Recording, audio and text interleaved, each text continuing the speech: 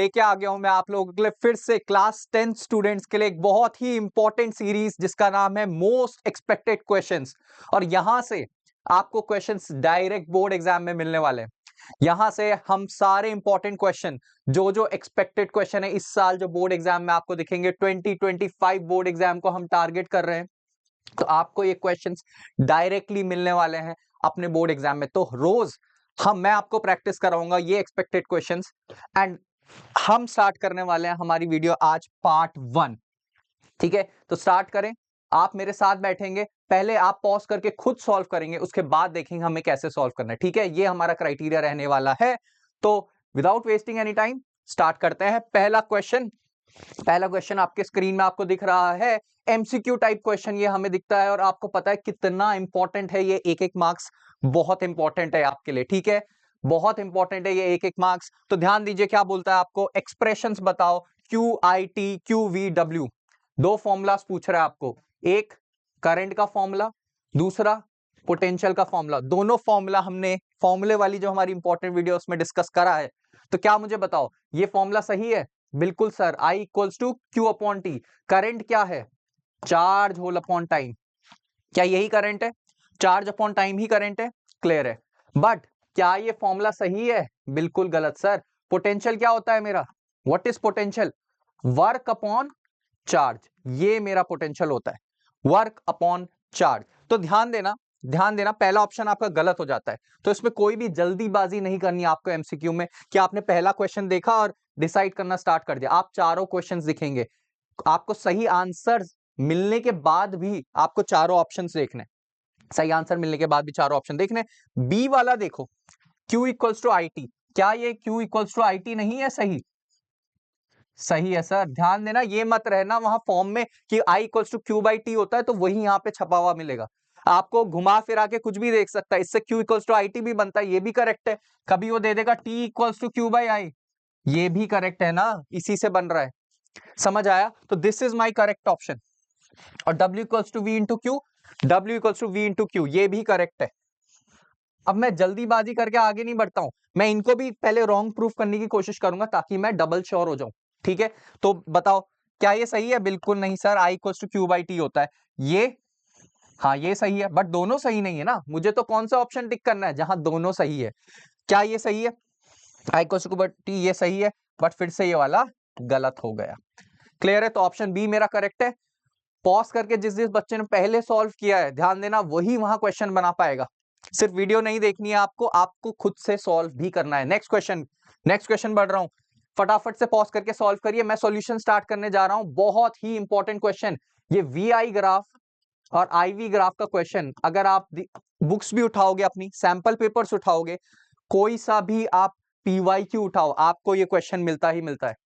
और इसको करने की आज ट्रिक मैं आपको बता देता हूं। देखो, दो टाइप के ग्राफ है मेरे पास, एक है वी आई ग्राफ, ध्यान देना, इसको बोलूंगा मैं वी आई ग्राफ, और ये वाला है आई वी ग्राफ। दो टाइप के ग्राफ दिख गए। बट सर मेरा जो रेजिस्टेंस है ना, उसका जो फॉर्मूला वी अपॉन आई है, उसका फॉर्मूला क्या है? वी अपॉन आई, मतलब ये वाला ग्राफ रेजिस्टेंस का स्लोप शो करता है। ठीक है, तो अगर मैं आपको बोलूं दो टाइप के मेरे पास कंडक्टर है, एक ये है एक ये है, या दो टाइप के मैंने एक्सपेरिमेंट करे, फर्स्ट या सेकंड में से किसका रेजिस्टेंस ज्यादा होगा? ऑब्वियसली सर सेकंड का रेजिस्टेंस ज्यादा है, क्योंकि उसका स्लोप ज्यादा है। यही तो R equals to V upon I बोलता है। सेकंड वाले का स्लोप ज्यादा, तो सेकंड वाले का रेजिस्टेंस भी ज्यादा है। बट इस केस में ध्यान देना, ये फर्स्ट है ये सेकंड है। आप आईवी ग्राफ में ऐसा नहीं बोल सकते कि सेकंड वाले का रेजिस्टेंस ज्यादा है, नहीं, क्योंकि वो तो सर वीआई ग्राफ के लिए होता है। आईवी ग्राफ के लिए खेल बिल्कुल उल्टा, आईवी ग्राफ के लिए बिल्कुल ऑपोजिट होता है, इसमें फर्स्ट वाले का रेजिस्टेंस ज्यादा होगा। तो वही चीज उसने यहां पे पूछी। ये कौन सा ग्राफ है पहले आपको दिमाग में देख लेना है, वहीं जाके क्या सर ये तो आईवी ग्राफ दिया है मुझे, और आईवी ग्राफ में चीजें उल्टी होती है, जिसका स्लोप सबसे कम उसका रेजिस्टेंस सबसे ज्यादा। इसका मतलब R2 का रेजिस्टेंस सबसे ज्यादा, पहले R2 बैठा है, फिर कौन? फिर R1 बैठा है, फिर कौन? फिर R3 बैठा है। तो ध्यान देना, ये ऑप्शन R2 सबसे ज्यादा, R1 फिर R3, डी पार्ट करेक्ट है। दो बार जो बोलते हैं क्वेश्चंस रिपीट नहीं होता है, ध्यान देना, क्वेश्चंस रिपीट होते हैं। ये मत सोचना इस बार आ गया नेक्स्ट टाइम नहीं आएगा, क्योंकि कॉन्सेप्ट ही इतने कम है आपके बुक में, तो अलग से तो आउट ऑफ सिलेबस कुछ नहीं आने वाला है। तो कॉन्सेप्ट को घुमा सकता है, वीआई की जगह अगली बार आईवी पूछ लेगा, ग्राफ की जगह वो वर्ड प्रॉब्लम टाइप में पूछ लेगा, बट कॉन्सेप्ट आपको समझना है। क्लियर है इतना? दो बातें जो आपको सीखनी थी इस क्वेश्चन से क्लियर है। नेक्स्ट क्वेश्चन में मूव कर रहे हैं, ठीक है, बने रहेंगे। स्टेट ओम्स लॉ, ये क्वेश्चन मैंने क्यों लिखा है स्टेट ओम्स लॉ, क्योंकि ओम्स लॉ की डेफिनेशन या ओम्स लॉ में जो रेजिस्टेंस है उसका यूनिट कई बार आपसे पूछ लिया जाता है। तो ध्यान देना, ओम्स लॉ की डेफिनेशन में आपको सीधी सादी कीवर्ड बताता हूं जो आपको यूज करने हैं। पहले आपको ये यूज कर देना है, ओम्स लॉ ने बोला था किसी भी कंडक्टर के दोनों पॉइंट्स के अक्रॉस अप्लाइड पोटेंशियल जो होगी, अप्लाइड पोटेंशियल जो होगी, कुछ ना कुछ आप अप्लाई करोगे। दो पॉइंट के अक्रॉस क्या अप्लाई करते हो आप? कुछ ना कुछ पोटेंशियल अप्लाई करोगे। तो आपको क्या लिखना है? Current, current flowing in the conductor, current flowing in the conductor is directly proportional to applied voltage across its ends provided temperature और physical conditions being क्या यूनिफॉर्म या कांस्टेंट। ठीक है, क्लियर है? क्लियर है? ओम्स लॉ, ओम्स लॉ बार बार आपको definition पूछ सकता है, तो ये ध्यान में रखना है। क्लियर है यहां तक? ओके, नेक्स्ट बढ़ू क्या? नेक्स्ट बढ़ू क्या? ओके, देखो 21-22 में क्वेश्चन पूछा गया है फिर से, state Ohm's law represent it mathematically. Mathematically मतलब sir V directly proportional to I and V equals to I into proportionality sign जब हटता है तो इक्वल टू तो लाता है, अपने साथ एक कांस्टेंट भी ले आता है, क्या? R। R आपका रेजिस्टेंस पता है, और ये मैथमेटिकल फॉर्म है, डेफिनेशन हमने बिल्कुल इससे पहले देख ली है। क्लियर है? क्लियर है? अच्छा, अब क्या बोलता है? डिफाइन 1 ओम। 1 ओम क्या होता है? R equals to V upon I। यहीं से 1 ओम का, यहीं से 1 ओम भी बन जाता है 1 ओम। ठीक है, 1 ओम भी यहीं से इसकी डेफिनेशन बन जाती है 1 ओम की, V अपॉन I। मतलब जब 1 वोल्ट आपने क्या दिया है, 1 वोल्ट का पोटेंशियल डिफरेंस दिया है किसी कंडक्टर के अक्रॉस, और वहां 1 एम्पेयर करंट फ्लो हो रहा है। ठीक है, तो यहां से आपको डेफिनेशंस बनाना भी सीखना है। ठीक है, तो इंपॉर्टेंट डेफिनेशंस और क्वेश्चंस और न्यूमेरिकल्स तीनों चीजें यहां पे डिस्कस हो रही है।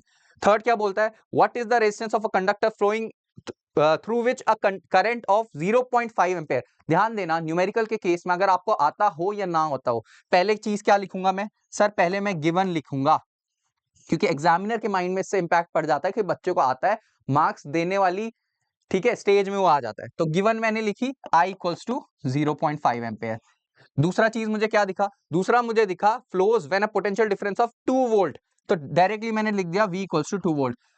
बोलता है क्या चाहिए? इसका रेजिस्टेंस चाहिए, बताओ। इतना easy question, V whole upon I, और ये इजी क्वेश्चन है और ये पेपर में आया है, ऐसे ही नहीं उठाया है, ठीक है ना? V अपॉन I, तो V कितना 2, I कितना 0.5। आंसर आप कमेंट करके मुझे जरूर बताइएगा, इजी कैलकुलेशन।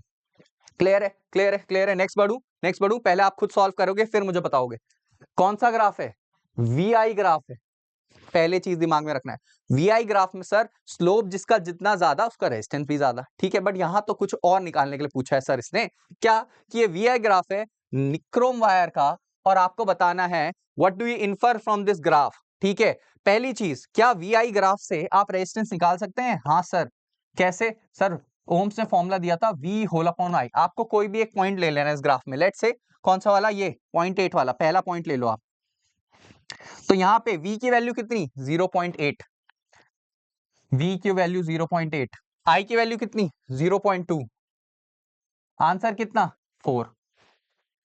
आंसर 4 आया। सर मैं तो कुछ और दूसरा पॉइंट लेता हूं, मैं कुछ और दूसरा पॉइंट ले लेता हूं सर, ये वाला पॉइंट ले लिया किसी बच्चे ने, हर बच्चा थोड़ी ये पॉइंट लेगा, ठीक है, तो फिर से इसमें भी लगा लो।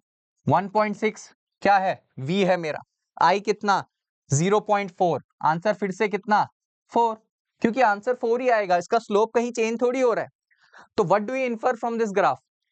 सर VI ग्राफ से हम रेजिस्टेंस की वैल्यू निकाल सकते हैं, पहली चीज आपको ये बोलनी है। दूसरी, आप उसको निकाल के दिखाओगे, कम से कम 2 से 3 मार्क्स का क्वेश्चन ऐसे बनेगा आपके पास। क्लियर है? आगे बढ़ू क्या? आगे बढ़ू, आगे बढ़ू।